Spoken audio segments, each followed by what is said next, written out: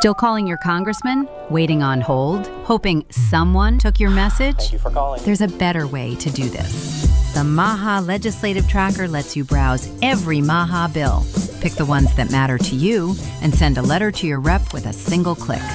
Search federal, by state, or by the issues you care about most. Take 60 seconds and make it count. Your voice can make America healthy again at mahaaction.org. There was a time when the news delivered truth, It still seems like a dream. when integrity was paramount, I cannot contend that I have always been right or wise. and trusted voices guided a nation. How do you measure such an astonishing moment? Today, the headlines are blurred, the signal lost in the noise of corporate agendas and paid narratives. Vocal anti-vaxxer. Deranged lies. It is humiliating. What happened to the truth? It hasn't disappeared. It's simply moved. The MAHA Report brings you unfiltered, independent journalism covering the issues of the Make America Healthy Again movement. Rediscover the facts and reclaim the truth. Subscribe now at themahareport.com.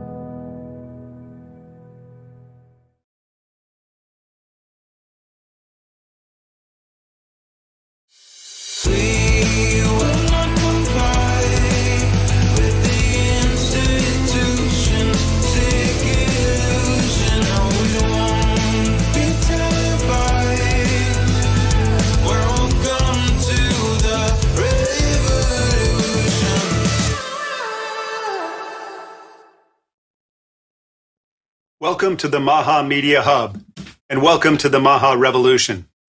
I'm Tony Lyons, president of MAHA Action. I'd like to start with a simple question. Why are children in America less healthy than children in nearly every other industrialized nation? For more than 20 years, Bobby Kennedy has been asking exactly that question and fighting to do something about it. Today, as Secretary of Health and Human Services, he's finally in a position to act. And nothing could be more important than restoring the health of America's children. For decades, powerful industries, big food, big pharma, helped create a system that profits from chronic disease instead of trying to prevent it. And now that we're challenging that system, they're fighting back. And their narrative is that Bobby Kennedy is dangerous. And we know that he's a danger to their business model. And that's a good thing, and we're proud of that. Last week, we spent our time answering the media's attacks on this movement. Today, I'd rather talk about something that matters a lot more: results. While some in the press are working overtime to turn good news into a scandal, MAHA and the Trump administration just keep delivering. We didn't become the sickest industrialized nation on earth overnight, and we won't undo decades of bad policy overnight either. But for the first time in a generation, we're going after the root causes of chronic disease instead of just suppressing the symptoms. The philosophy has shifted from waiting for people to get sick and managing disease with lifelong pharmaceutical interventions to asking why they're getting sick in the first place. That's no longer just an idea, it's federal policy. And let's be honest about why this change has been so difficult. For years, the system wasn't broken by accident. It was working exactly as powerful interest intended it to work. When the agencies meant to regulate industry become too closely tied to the industries they're overseeing, reform becomes incredibly difficult. Breaking those conflicts of interest is essential if we're ever going to build a healthcare system that puts America's health ahead of corporate profits. Just look at this week alone. HHS and the VA are expanding research into psychedelic therapies for veterans with PTSD, depression, and addiction, running the trials, gathering the science, following the science wherever it leads, rather than dismissing promising treatments because they challenge old assumptions. HHS, USDA, and EPA are working together to pull heavy metals and toxins out of our food. For far too long, these agencies approach the problem separately. Now they're sharing data, modernizing testing, coordinating enforcement, and working together to reduce Americans' exposure to toxins before they ever reach our dinner tables. Secretary Kennedy and Dr. Oz launched the Make Hospital Food Healthier initiative, because hospitals should help people recover, not serve the very foods that have contributed to their chronic disease. And at NIH, Dr. Jay Bhattacharya is bringing greater transparency to research funding while prioritizing chronic disease and encouraging new scientific research and ideas.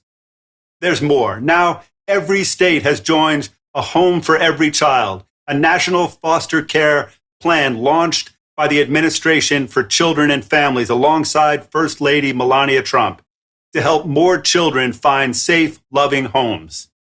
Dr. Oz has been crossing the country exposing Medicare fraud, showing people exactly where billions of their dollars have been misspent.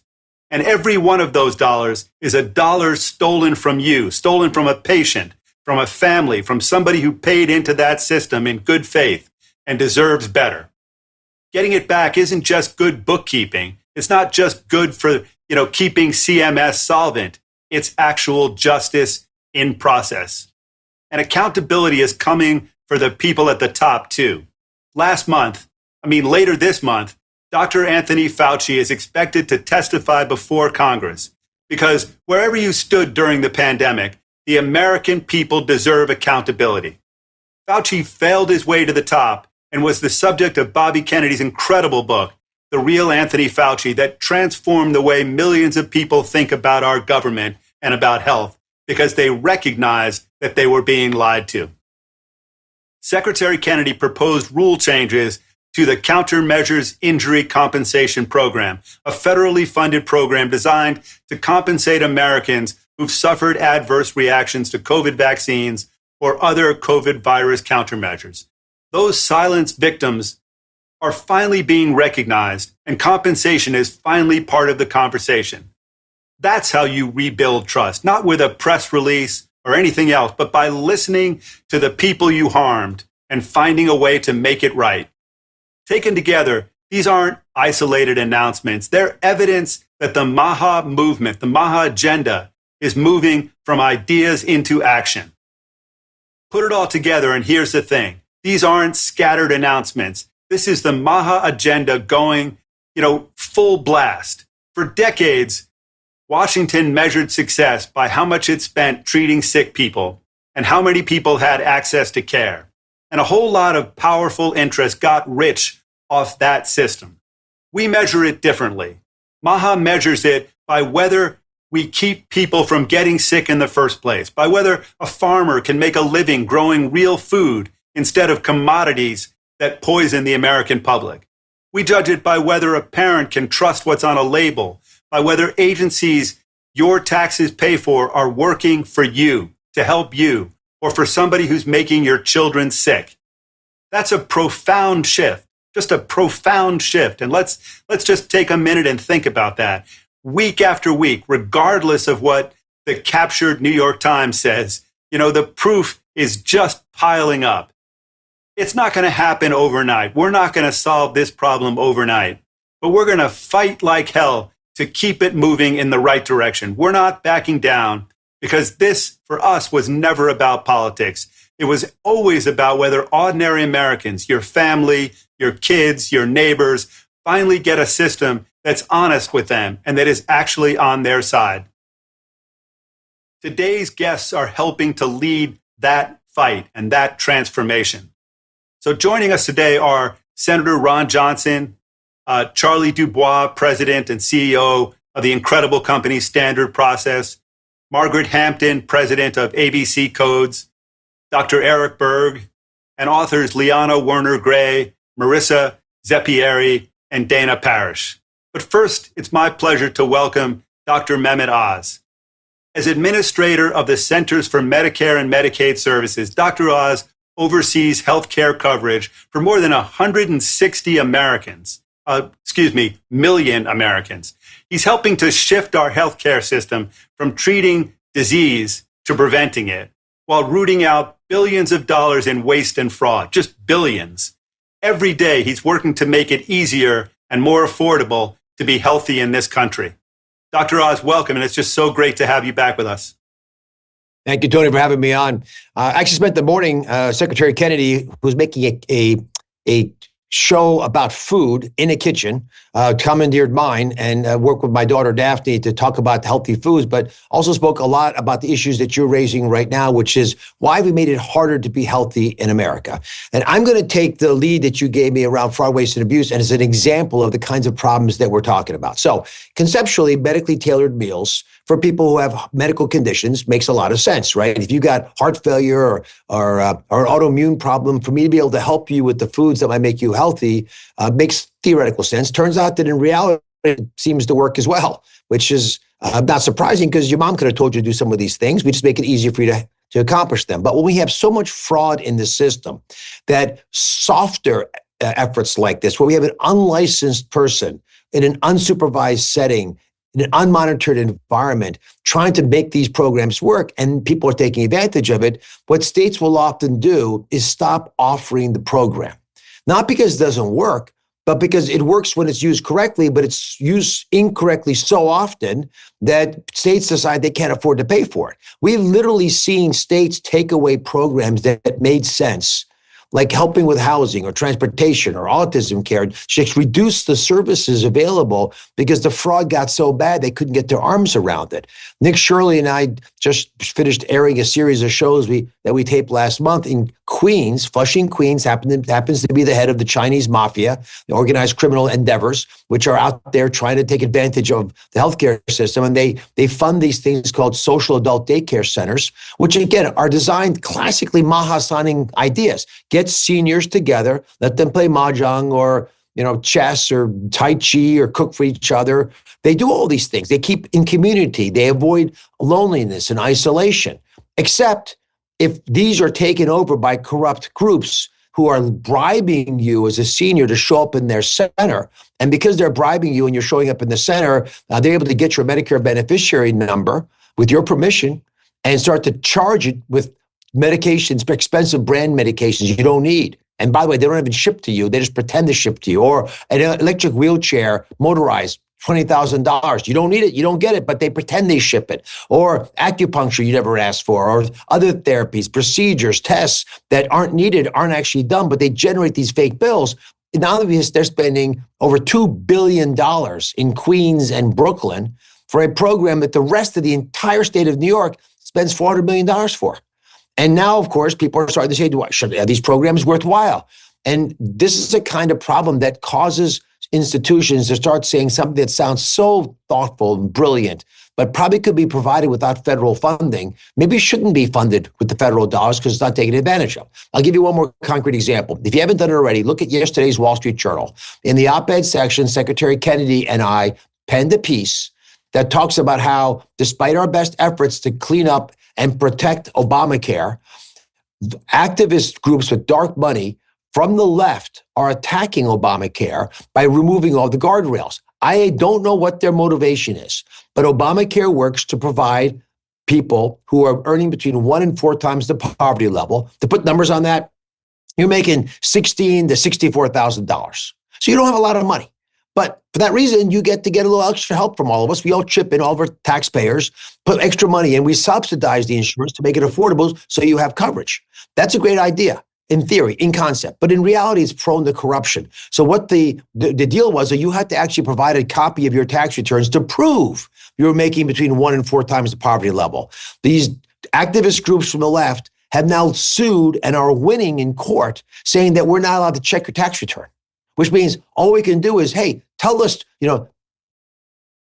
a pledge, a test, promise that you actually made that much money. Well, no surprise, people lie because they're desperate or they're just dishonest. And now people making a lot of money are dishonestly able to claim they're not making much money and get free health insurance. There's no reason why millionaires don't just do that. Because it's free health insurance. Let the federal taxpayer pick up the tab for it. These are the things that we wrote this op-ed attacking this corruption. This is corruption fraud. This is fraud that actually is built on the back of a corrupt system that likes the fact that there's fraud because they have ulterior benefits, motivations like the socialization of medicine or the destruction of the Maha movement or the termination of some of these well-meaning ideas. And we're not going to let it stand.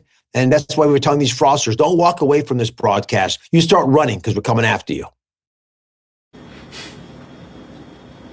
Thank you so much. It's clear that we've been plagued with waste, fraud, and abuse for a very, very long time. And rather than get rid of programs, like you were saying, we need to get rid of that waste, fraud, and get rid of it for good, because we have enough funding to pay for all the people who have put in money, but we don't have enough funding to pay for this corruption. And that's the main thing, is that there's enough money there. If it's spent well, if it's spent wisely, and if it's not diverted to these corrupt companies and these corrupt people, we can have a system that will work. So I'm just so grateful for the work that you're doing. And I'm sure that all the people watching this, and I've seen you on so many different shows, making the case and making it really, really well, that we can fix this broken system. And then people will have a generation of being able to have the needs that they have funded. So thanks so much for coming on again. And thanks for all you're doing. Sorry. Next up, we have Dr. Eric Berg, and he's known as the Knowledge Doc. And he's earned that title by, becoming a globally recognized teacher, like a professor to 45 million followers for over 3 decades. And he's been helping people comprehend how their body works and come up with practical, common sense ways to do better. And then also, through his new book, he shows how much of just an incredible thinker and writer and researcher he's been over all these years. So, this book is going to show you not only how to change your environment, each of the environments you're in each day, but how to slowly change how your mind works, because you can know the truth without being able to actually live it. And that's the point, is that this needs to become a part of your life, that you're going to live differently, live a healthier life, and then you will have better outcomes. So thanks so much, Dr. Berg, for the work you do and for coming on again. Thank you so much, Tony. I really appreciate it.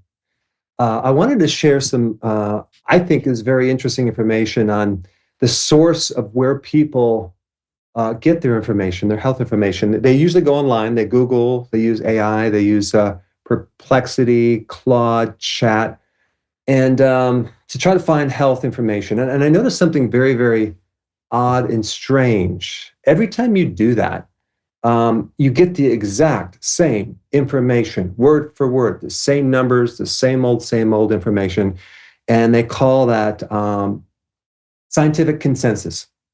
And we like to think that that's the average of the best research that rises to the top, but that's not quite what it is. If you go online, consensus is really, if you look at it, it's simply the answer that has been repeated the most times. That's all it is.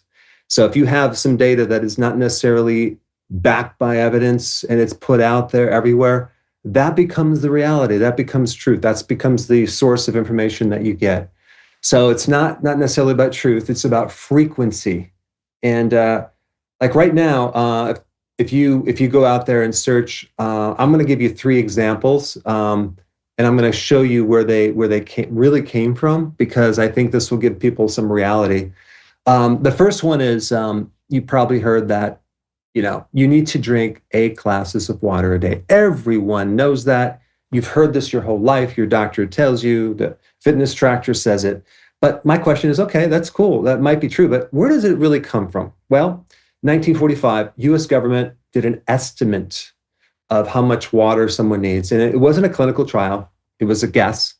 And then the very next sentence in the document said that most of the quantity is contained in foods, because we do get a lot of water from foods. Like even steak is over 50% water. But of course, that second sentence was dropped and the first number remained: 8 glasses of water every single day. So this has been going on for 80 years. And, I'm not saying it's not true, but I'm just saying it's interesting how a lot of these health things that we're taught really don't come from any scientific research, based on 0 clinical trials. Let's talk about the next one. Breakfast is the most important meal of the day. Surely there's science behind that. Actually, no, there's not. That started in 1917 with an article written by a dietitian working for Dr. Kellogg, a man who invented cornflakes. Then in 1944, the makers of grape nuts hired the father of modern PR, Edward Bernays, and he did a survey asking if breakfast was good to doctors. Okay, he ran an ad, and he asked these doctors, I think he asked 5,000 doctors, and 4,500 doctors, they agreed with him.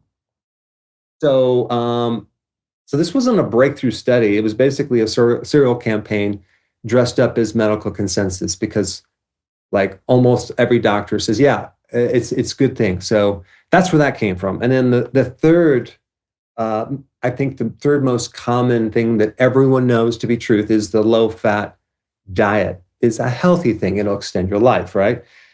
I just want to just kind of go back and try to figure out where that came from. Well, in 1980, it became official as the U.S. policy for 220 million people.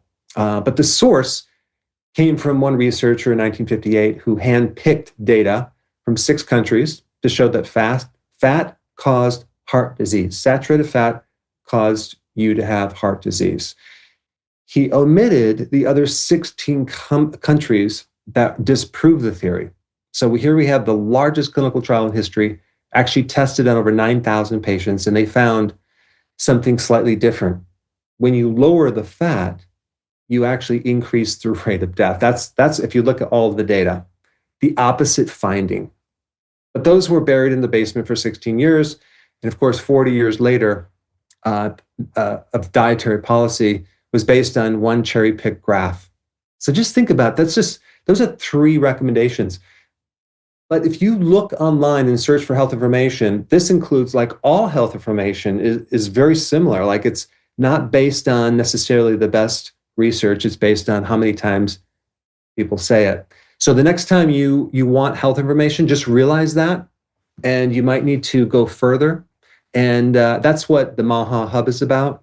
Not necessarily, it's about providing a better source of health information. And this is what we're doing in MAHA. Thank you very much, Tony. Yeah, thank you for coming on yet again. And, you know, it's such a great point that you have to think about where the information comes from. Because if it's coming from the companies that are supposed to benefit or that are looking to benefit from you getting sick, then of course you can't trust it. And if you think about, you know, there's a great quote, and, you know, think about who this quote comes from. And the quote is, if you tell a lie big enough and you keep repeating it, people will eventually come to believe it. And that quote is from Joseph Goebbels. Mm-hmm. And, you know, we won World War II, but many of those kinds of principles that they lived by, that they governed by, are still rampant in this country and all around the world. So, you know, we need to fight back, and we need to make sure that we're not indoctrinated into sickness and into chronic disease. So thanks again for coming on. Always great to have you here. Always great to think through these things with you. My pleasure. Next up, we have Charlie Dubois, and he's the president and CEO of Standard Process. So this is just an incredible family-owned company, pioneer in whole food nutrition. It's a 3rd-generation family business. And, you know, he's been, you know, pushing its strategic direction in just terrific ways. So doing really, really good scientific research, certifying everything that they produce is organic.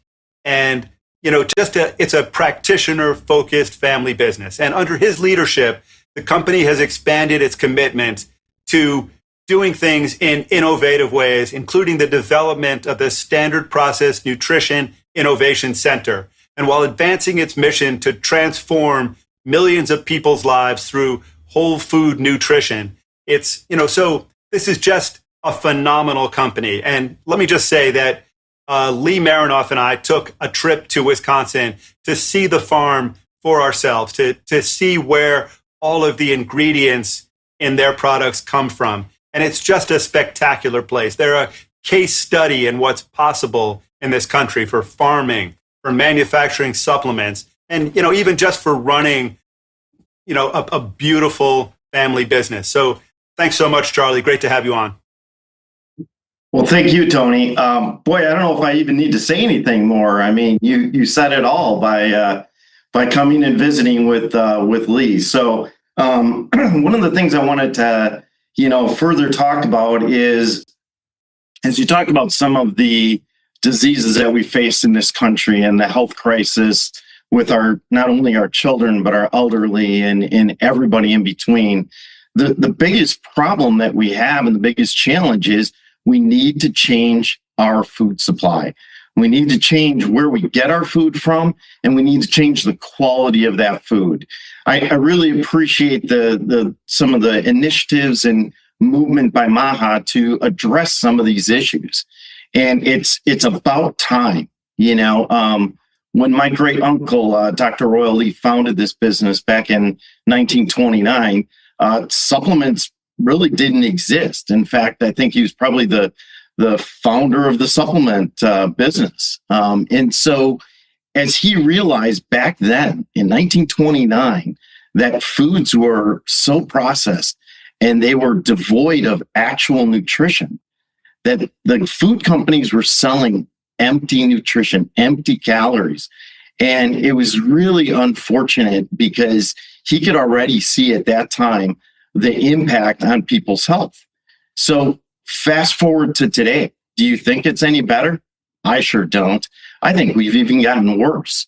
And so what we've done over the past almost 100 years is focus on supplying a product based on whole foods. We're probably the only real supplement company in this country that focuses on whole foods. So 80% of those raw materials come from our certified organic farm here in Wisconsin, just a mile down the road from our manufacturing. And so we take it from a vertically integrated approach, growing the whole foods, extracting the nutrients out of those foods for the base of our supplements. And that's where that health is able to change. We're able to provide people with that good start, that basis of nutrition that they truly need. So it's not to take away from eating healthy and eating good organic foods, but we don't know where all those foods are always grown. So to supplement with a good quality dietary supplement that's based on foods is really, really essential and really key. So as we look at this going forward, can the world be fed off of organic? Absolutely. I truly believe that. We started out with a little family farm of 20 acres, and now we've got nearly 1,000 acres of certified organic farmland. And it's really key. I'm excited about the initiatives that have been in recent years about regenerative agriculture and stuff. And that's awesome, bringing more awareness to what we need to do to prepare our food supplies the proper way. But organic is really the key. Organic takes it beyond regenerative. You can be regenerative and still utilize some pesticides and herbicides, but being certified organic is really the key. And we can do this on a large scale. We can feed the world based on organic food. That is the only way that we're going to change disease in this country and disease in the world overall, is if we stick to organic food, good food supply, take care of the soil, take care of those plants that we all eat. So thank you very much for having me on today. Thanks, Charlie. And, it's so clear that you run just a real MAHA company. It's a company that proves that it's possible to succeed and to make money in the right thing by making products that fight chronic disease rather than cause it. And that, we can do better as a country, that it's possible, it's affordable, it's within reach, but we just need to end the corruption. And we need to stop the companies that are poisoning the American public from being able to succeed in this country. And that's by reintroducing real competition and taking out all the things that protect those companies, liability shields being the main one, and make it so that companies like yours can succeed and are incentivized to succeed in this country. So thank you so much, Charlie. It was great to see the work that you've done. Great to see your factory, your farms, just an incredible experience. So Thank you, Tony. Just grateful for all of it. Appreciate it. Next up, we have Marissa Zeppieri, and she's an award-winning author, TEDx speaker, veteran health journalist, and nationally recognized patient advocate who spent more than 2 decades helping people navigate life with chronic illness. After lupus ended her nursing career, she reinvented herself as an award-winning journalist and the founder of Lupus Chick, which is a nonprofit community that now reaches millions of people each month. And that just shows you how much chronic disease we have, how sick we've become, and how it's so essential that we turn things around. So her new book, Side Effects May Include Everything, is just an honest, humorous, practical guide that she wishes that she had after her own diagnosis, and that I can tell you will definitely help you after yours. So thanks for coming on. Hi, Tony. It's great to be here. And thank you so much to you and Skyhorse for publishing Side Effects May Include Everything and letting me just share a little bit about it. So first, honestly, I think one of the loneliest and scariest moments in someone's life is when they're walking out of a doctor's office with a diagnosis and realizing that they are in no way prepared for what is about to happen next in their life. And that is why I wrote this book. It is a roadmap for anyone who's either trying to find that diagnosis or who's received one and is asking, what do I do now?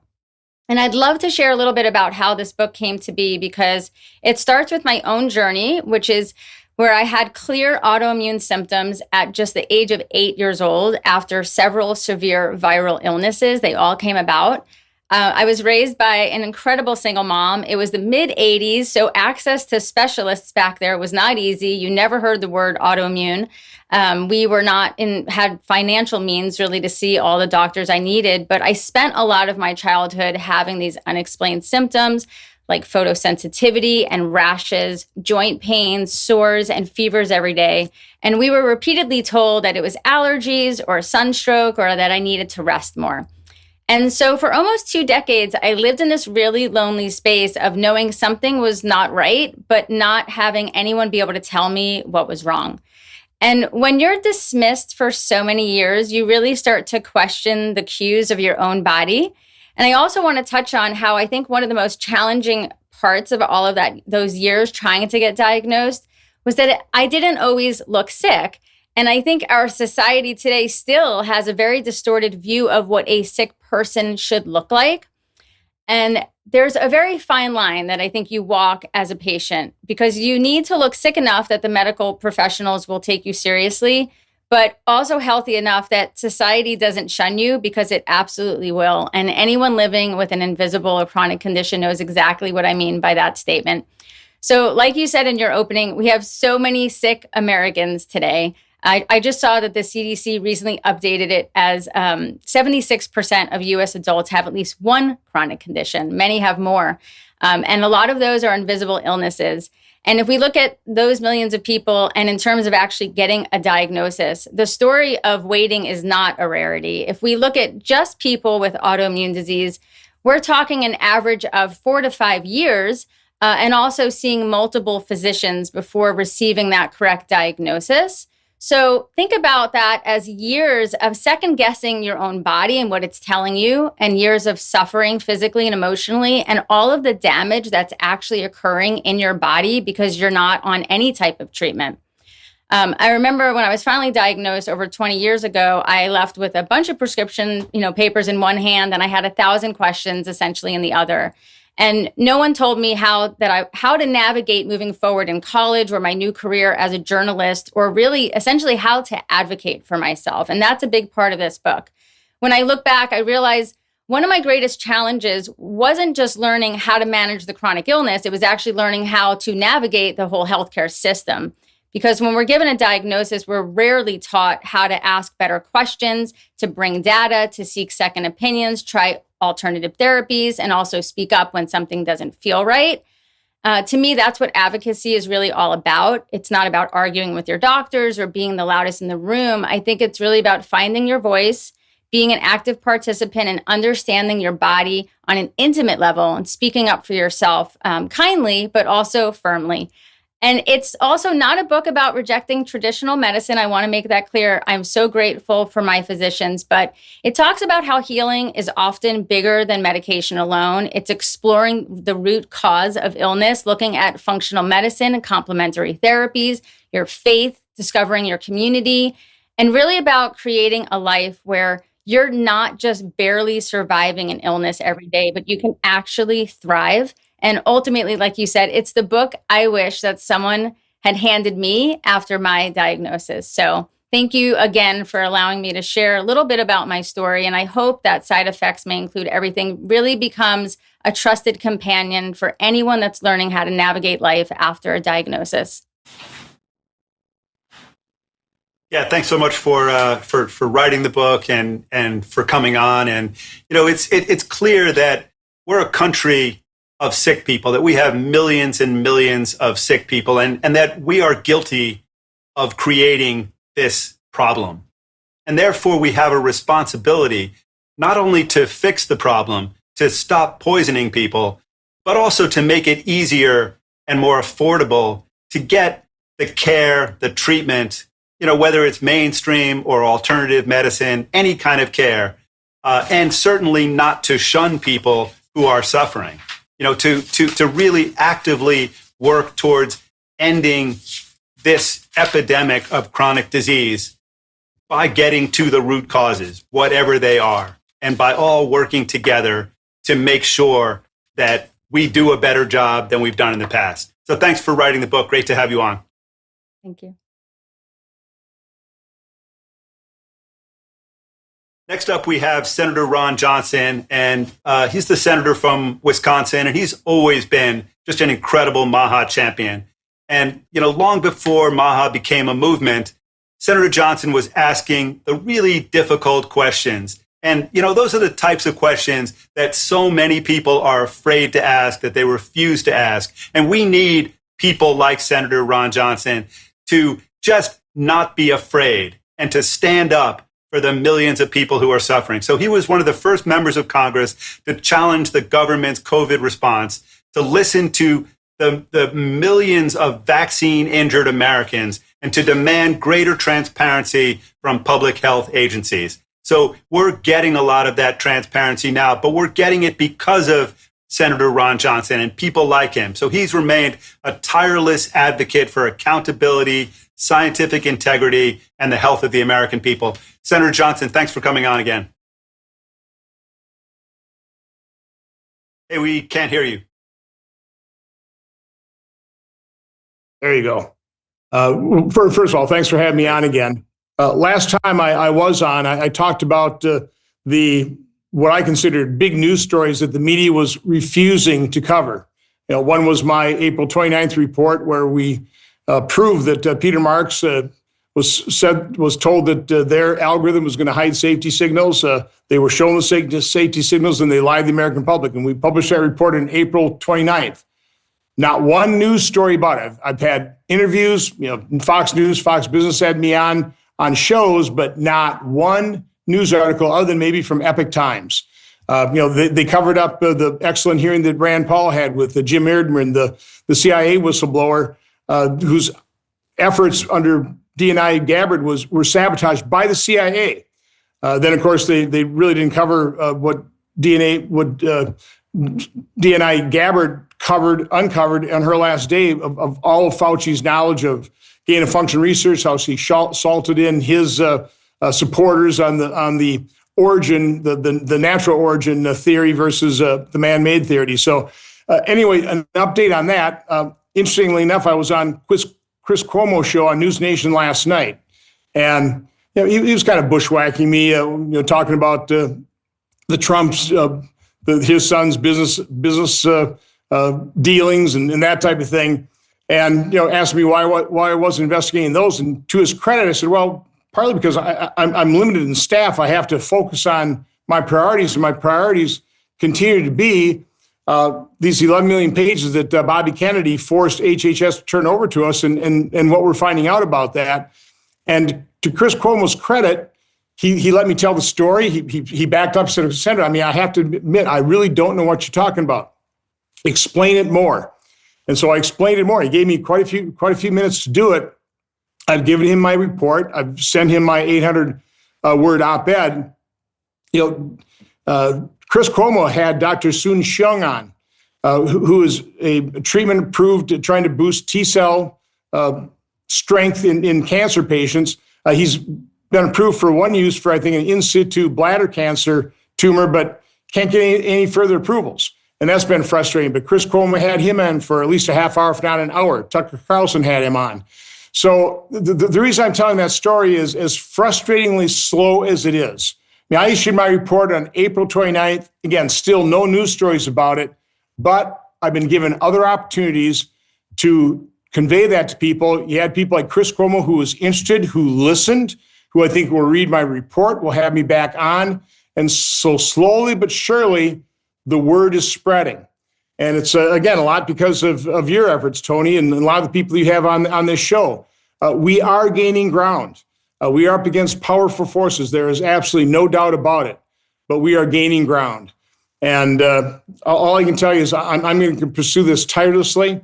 Right now, I am assembling stories, and they are heart-wrenching on the hospital protocols, how unbelievably cruel hospitals were to particularly people that were listed as unvaccinated. But regardless, I mean, they forced remdesivir in people's veins, knocked out their kidneys, wouldn't allow loved ones to see people. I mean, really the atrocities that occurred in hospitals during COVID, that needs to be displayed, that needs to be exposed. The public we need a reckoning on that. And then I am going to have a hearing on SIDS. The fact that Neil Miller's paper was removed, not just retracted with the reasons on why they retracted the study, utterly removed, totally censored. And again, I can't verify everything that Neil Miller puts in his paper, but the paper is incredibly interesting. I would recommend people read it. So I think it's less than 15 pages long. I have written, along with Bobby Kennedy, have written to the publisher to explain themselves. Why did you remove this paper? It'll be really interesting to see, what kind of response we have on that. But again, there are a growing number of people like you, like the people you have on the show, that are going to continue to pursue this.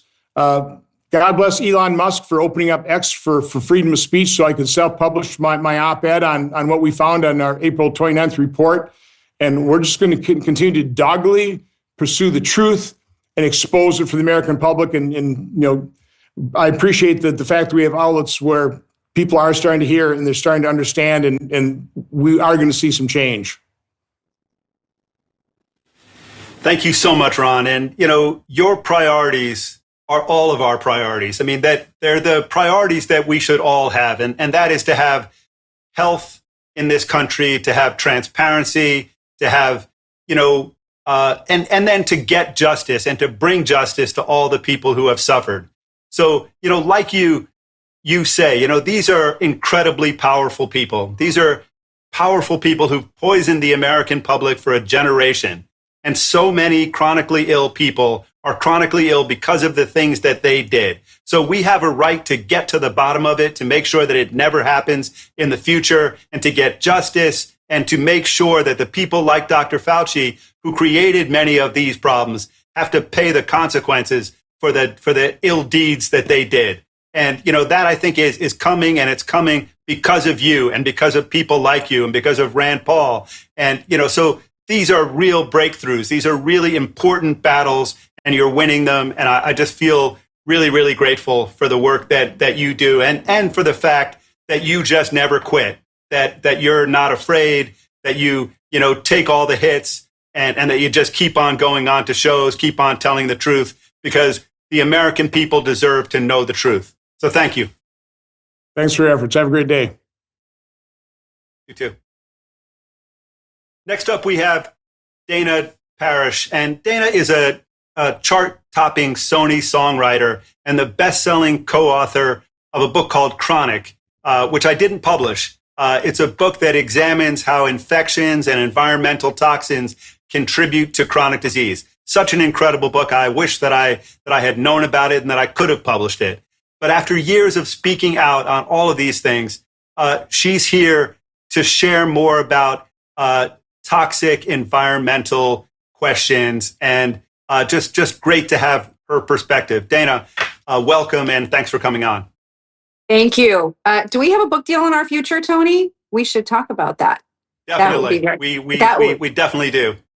I love that so much. Well, thank you so much for having me on today. And as you know, Tony, indoor air quality is such a personal and deeply important issue to me. And I know to you and to everybody involved with this movement, it is one of the most important factors in our health. So I'm just going to talk a little bit about that, and then I'm going to pass the torch. So toxic mold in water damaged buildings is one of the most serious and ignored public health issues that we face today.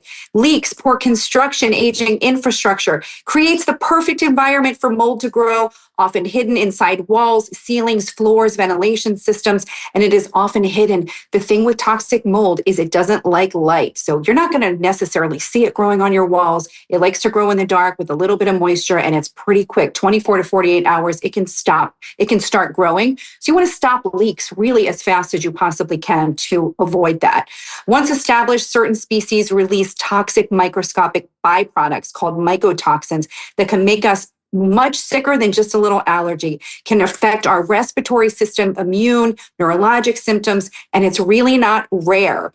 It's just rarely recognized. That's the problem. As reported in major investigations, including this incredible article, I'm going to post it for everybody. I'm going to post a GIF link from the 2001 New York Times piece, Haunted by Mold. I think it was a cover story at that time. Mold in water damaged buildings has been linked to severe illness. And that article detailed how families were forced out of their homes due to contamination. Their entire houses had to be destroyed. I mean, it's the craziest article I ever read. Even they got like Laura Bush and George Bush. I didn't know this until I read this article. The governor's mansion was riddled with toxic mold. They had to have remediation. And I think it's a little known fact that Laura Bush was affected. I just learned that myself. I thought it was very, very surprising and interesting. The insurance company responded to the growing crisis as you would expect. They didn't want to pay these enormous settlements. And following these high-profile lawsuits in the 90s and early 2000s, many insurers began excluding mold coverage from homeowners' policies altogether, leaving countless families without recourse when their homes became uninhabitable. Now, you do need a mold rider. That is something that I've learned from interviewing building biologists. Very important thing to know for when you buy a home and you get insurance, get a mold rider. So if this ever happens to you, you're covered. In the tick-borne disease community, we know it's widely recognized that mold can dramatically complicate recovery from Lyme, other tick-borne diseases. Patients already struggling also with long COVID can be affected. And I do notice that this prolonged inflammation and delayed healing affects so many people across different chronic illnesses. Not only from research, I've lived it myself. After writing the book, thank you so much for the mention, Tony. I co-authored this book with Dr. Stephen Phillips called Chronic, and we talked about infections, and we talked slightly about the environmental toxins that cause chronic illness. Not enough. I think when Tony and I do our book collaboration, we're going to focus a lot more on that. But I found myself facing really serious symptoms related to hidden water damage and mold. And I had dermatologic symptoms and neurologic stuff and shortness of breath. And, luckily, these things get better a lot when you leave the environment that you were in. And that is one crucial piece of information. Like one clue when you get sick from an indoor building problem is that you feel much better a lot when you leave. So testing is frequently inadequate. Doctors don't recognize it. It's a huge problem. I just want to tell you guys, children are very vulnerable. Asthma, high rates of asthma, higher rates, what I've noticed is PANS, pediatric neuropsychiatric syndromes, other common signs, eczema, neurologic symptoms, tremors, headaches, seizures, Parkinson's, even cancer has been linked to toxic mold. So the numbers all back this up. I could go on and on about this topic forever, but I just want to do a little call to action to our federal officials to please recognize this. And just like you're doing with Lyme, please start educating clinicians about this very serious environmental issue. We have lots of data. We need to ask physicians, once again, please review it. Your patients are not crazy. They are actually very real and significant problems. And Tony, thank you so much for having me today on MAHA Action.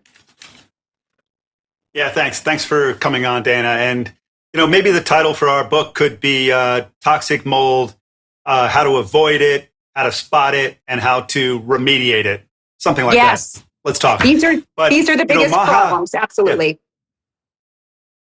So MAHA is all about avoiding toxins, minimizing toxins, and getting people the help that they need. So we'd love to have people on, people like you who have specific experience in areas that are not well covered. So thanks for coming on and just letting people know, what the story with mold is, because most people don't really know. So thanks, and have a great day, and hope that we can talk again soon.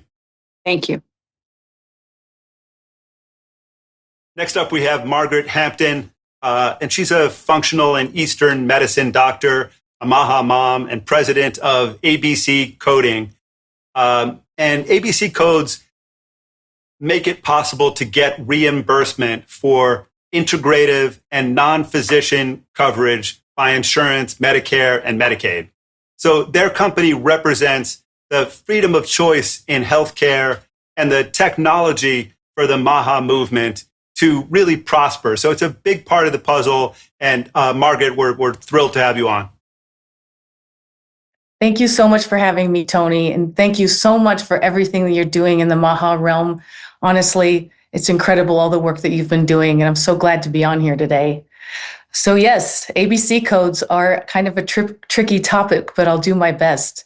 In fact, just yesterday, Secretary Kennedy and President Trump, there was an article on the Wall Street Journal where they were asking the question, why isn't more preventative and functional medicine covered by insurance? And why does the AMA have a coding monopoly? And the answer is they've had it for decades, and it makes them an enormous amount of money every year. And there hasn't been another seat at the table for a long time when it comes to how do we get preventative and functional medicine, chiropractic care, et cetera, covered. So thanks to the brave questions of Secretary Kennedy and President Trump, this is our opportunity. We by no means want to dismantle the CPT codes that currently exist in order to make care possible for patients. In fact, my dad was just at the hospital last week, so I'm really grateful that conventional care is what it is, and CPT codes were able to cover what he did. But in the meantime, we have a serious problem, and I'm not saying anything new to you, listeners of the MAHA Action Committee, but we have chronic disease that needs to be treated at root cause and or prevented. So what does that mean? Right now, it means that a lot of times people are going out and having to pay out of pocket for these interventions, and sometimes to the tune of hundreds of $1,000s, especially what we've learned for the children with autism and chronic diseases like Lyme disease. And I personally treat a lot of long COVID, and it all adds up, and it's very expensive. So ABC codes, we have over 5,000 codes to cover all integrative and preventative care. So we've already been tested. We were granted an exception by the Health and Human Service Secretary, Tommy Thomas, a long time ago, 20 years ago. And our coding test was very successful in both Alaska and New Mexico. In fact, the 3 years that our codes were used in Alaska, we saved 50 cents on every dollar of healthcare that was spent over that time. So the use of the codes not only expands access to care, getting people the medicine that they're already asking for, but it saves our country billions of dollars annually because we're able to get to treat at root cause. We're able for people to go see a doctor that understands the nutrition that's right for their body, the testing that they need for mold, for example, or stool tests, detox therapies, hyperbaric oxygen, all of these things that we know work that up until now have been cash pay only. So this is the time. This is the president. This is the Secretary of Health. This is our opportunity to be able to expand access to this type of care. And this is the tool to do it. We have had the privilege to be able to speak to Secretary Kennedy and some of the people in his office. They understand we're working our best to get some things in motion. But there is a call to action from the article in the Wall Street Journal yesterday. And it's a little tricky to navigate, but it's on the cms.gov website. And they're asking for suggestions of opportunities to get care covered. And so we are so excited and so impassioned to be able to help people find the care they need that's cost effective and not having to wait for expensive interventions, long wait time to see specialists, and recommend ABC codes as a solution to this serious crisis that we have.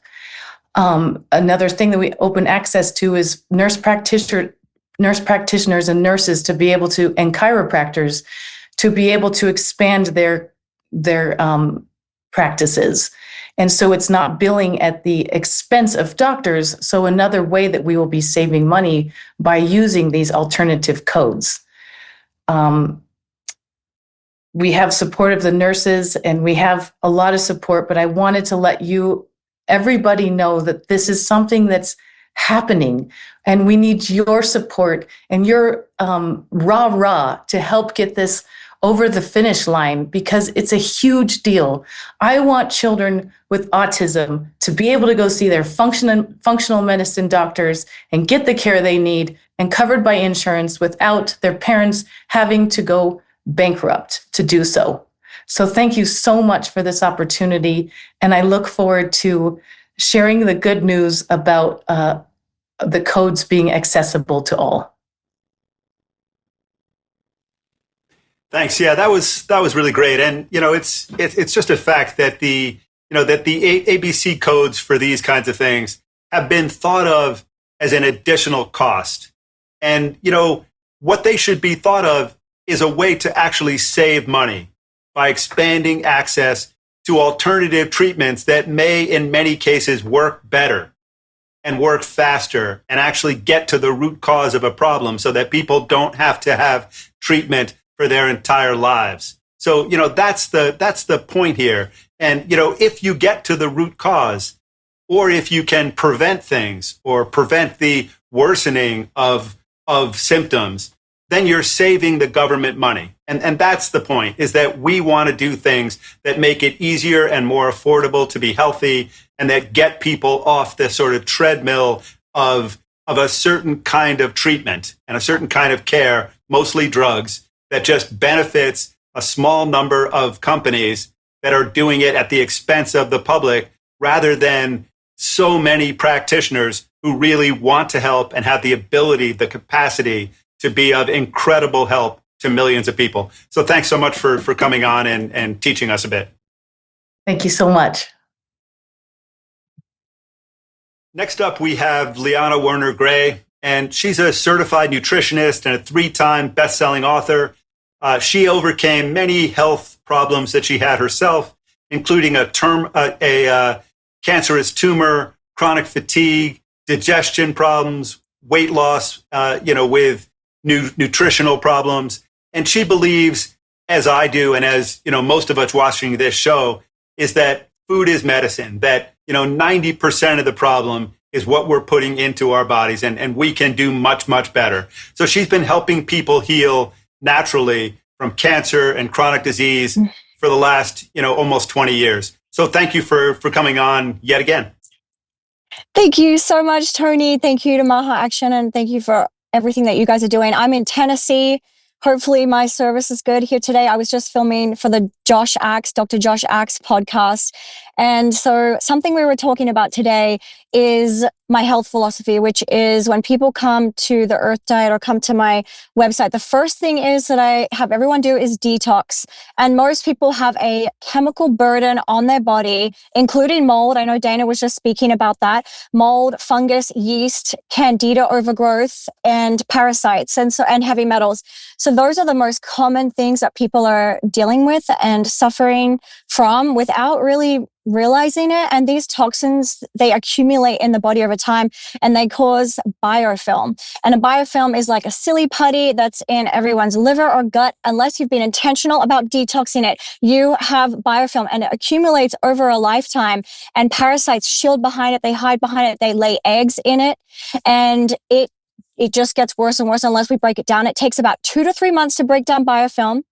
And it's not an easy process, but it's definitely worth it. This is something I went through being a 17-year cancer survivor and have maintained health, amazing health for 17 years. I always say I have more energy now at 39 than when I was 21. And so these detox is just so important. And we can avoid things like foods that contain mold, things like coffee and peanuts. I know peanut butter lovers, I know that's sad to hear, but if you're doing an intentional detox, you want to cut it out for like 3 months and then you can have it later for your maintenance diet. And just some of the top detox things that have gotten me healed of the tumor in my throat. And also I was diagnosed with Epstein-Barr, chronic fatigue, and parasites. I was riddled with parasites as well. Is that the first thing is bentonite clay, which is volcanic ash. It's very affordable. God has such a good sense of humor because it literally is lava. It's volcanic ash. Anywhere around the world that has volcanoes, there is bentonite clay around the volcanoes, and all the native people have always been drinking it to purify the body. And so it absorbs heavy metals, toxins, parasites, locks it into its antibodies, removes it from the body. And the Redmond in Utah, they feed their cows the clay every single day, and the cows have the perfect gut microbiome. Parasites hate it as well. It's just not an environment that parasites and these toxins can live in. So when I suggest y'all all get some bentonite clay, start drinking that. You can drink a teaspoon in a cup of water every single day. When you mix it, use wood or plastic or bamboo. Do not use metal because it will lower the magnetic frequency. And the other thing to help these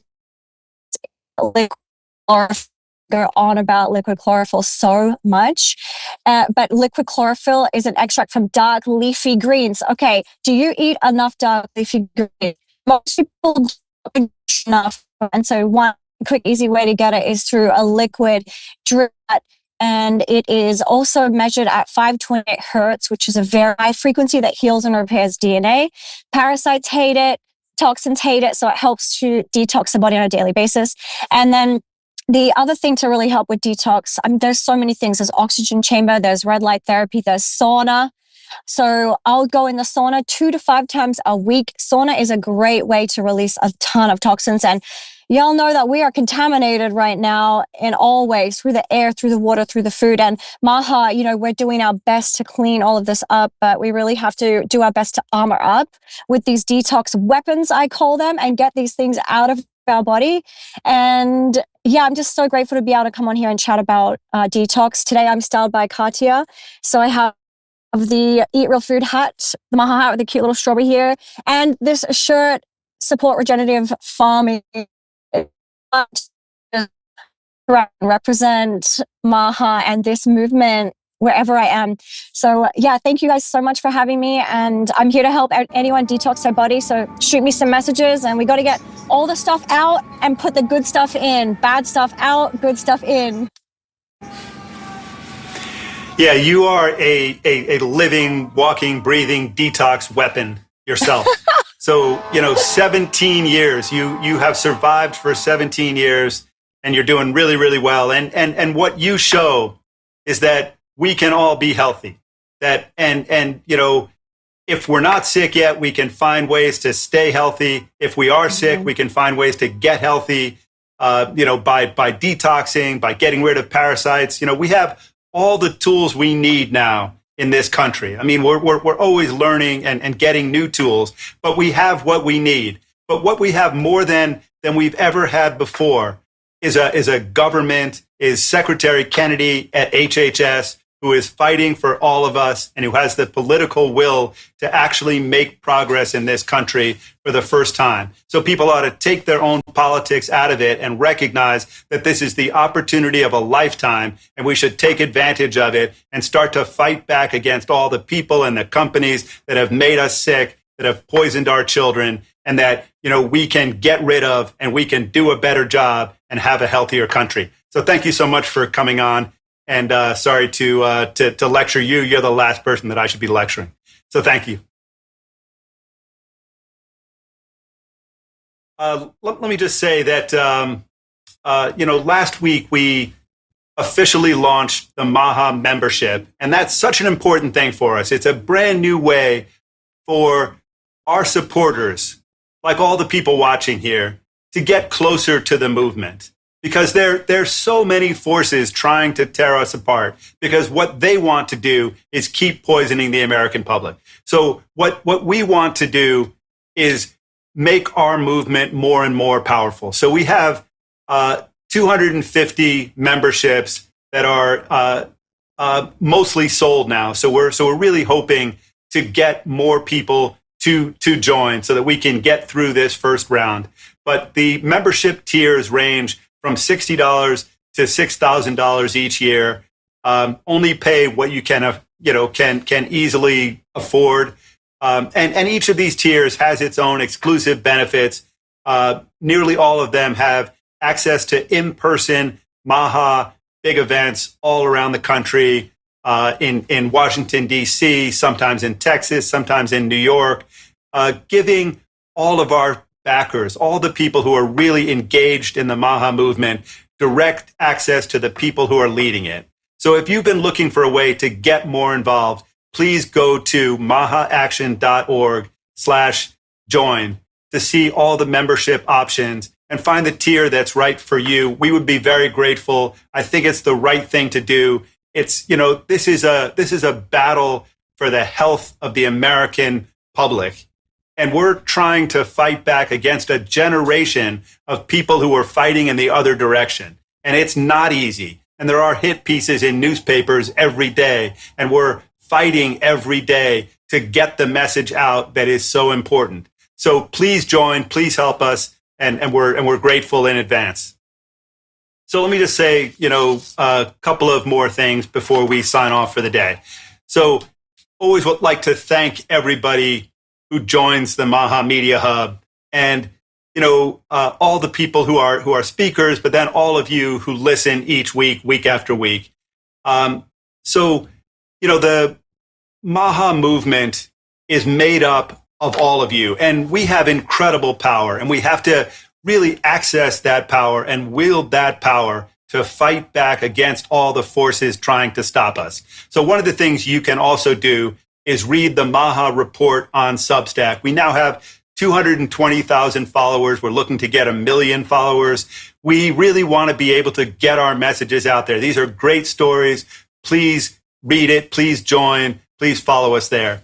Then we've got the historic MAHA Institute roundtables. These are just incredible events, so important, bringing government, all kinds of companies, researchers, scientists together to try to get to the bottom of problems and to try to resolve problems. So then we've got the historic MAHA Summit on September 29th. That's going to be, an epic day. It's a long day, but anyone who really is involved in the MAHA movement is going to be there. And, Secretary Kennedy is going to be there with us. But there are going to be just a lot of people from all the different branches of government talking about how they're contributing to the MAHA movement and trying to make this country healthier. So, really critical day. And, beyond that, I just want to say that we're grateful for all the help that all of you give in the ways that you can give, whether you're posting things on Instagram or on X or sending to your mailing list or just taking part in all the different things we have. This takes a lot of people and a lot of work to get done, to fight back. And we're doing it, and we're grateful. And we'll see you next week from 4 to 5 p.m. on Wednesday. Thank you so much. Have a great night. America's children are sick, and moms have been betrayed. The time for empty promises, long past. Now is a time for action. MAHA is the most powerful force of collective action in generations. The grassroots power of moms and activists has created an army of health warriors with more reach than all mainstream media combined. Together, we can end the chronic disease epidemic. MAHA's influence is reaching millions. It's reaching Congress. And that energy, these chain reactions, are working. How about Operation Stork Speed? Dozens of food companies removing toxic ingredients. I plan to lead by example. MAHA is now. We're talking about how to change the culture. The American people want America healthy again. It is a renaissance moment in health in America. For health, freedom, and the truth. Join us at MAHA Action.